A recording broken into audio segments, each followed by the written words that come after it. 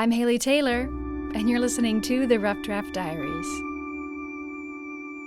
Before the Rough Draft Diaries became the official Rough Draft Diaries, we actually did a test run of the show. I'm not sure if anyone remembers this, but I did produce a few episodes that did air during Morning Edition, but they weren't connected to each other in any way, shape, or form. I was just about to start work on a new story featuring the Sofia Quintero Arts Center when the official Rough Draft Diaries program was greenlit for production, and that kind of changed everything. So this story has been on pause for quite some time, and yet here we are over 2 years later, and the organization has finally been nominated for the Rough Draft Diaries.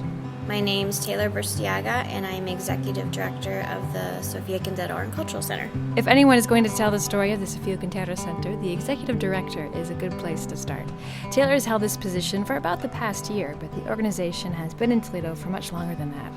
Community Center is a little over 20 years old, and it was named after a local activist, Sofia Quintero, and she passed away, but she was very involved in the city of Toledo in education and in the Latino culture. But our mission is to promote and celebrate the Latino culture through arts, cooking, gardens, and then at the same time, we are in the 43609 area code, so really trying to build up the Old South End.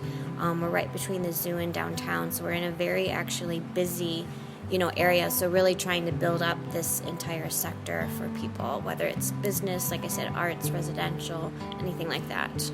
So when I visited the center, we met at the Jose Martinez Memorial Gallery, an art gallery featuring and inspired by Latino artists. It's across the street from their kitchen and event center, where they offer dance classes, cooking classes, and a space for various events.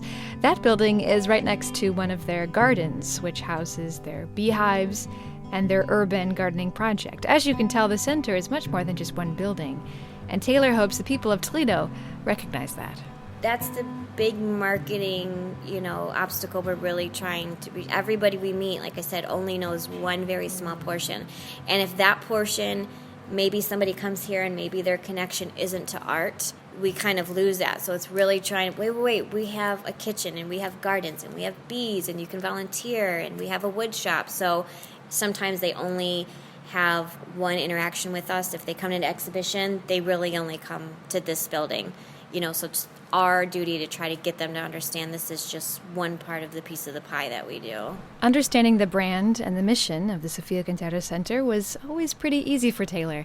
That's because she grew up attending Sofia Quintero classes and events. Well, I've been involved since I can remember, honestly.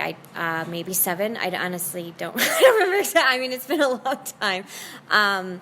Even when I was little, we would drive through this sector a lot we lived just right down the street, and that I still remember the color. The Sofia Quintero Center's been very intentional about the color that we put pretty much on everything. Our fences, our property, we do the murals that you'll see, even the doors outside this building, but that's probably what sticks in my head the most, is seeing that start to form and just kind of grow over time.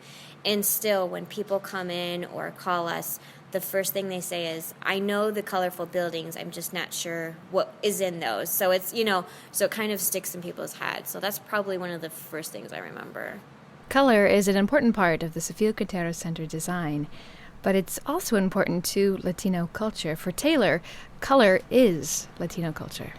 Really, it's just when I see the culture, all I think about is color. Whether you look at the food, the music, the dance, the language, anything, it's just so colorful and joyous. So, especially in this day and age, the diversity has been a very big topic, obviously, in this day and age right now.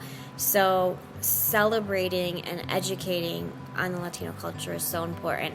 I've always thought it was important, but I think cultural diversity the importance has really grown within the past year or two. So really, like I said, just starting a conversation with somebody about what they do. Because if they don't understand it, then there's usually some kind of judgment.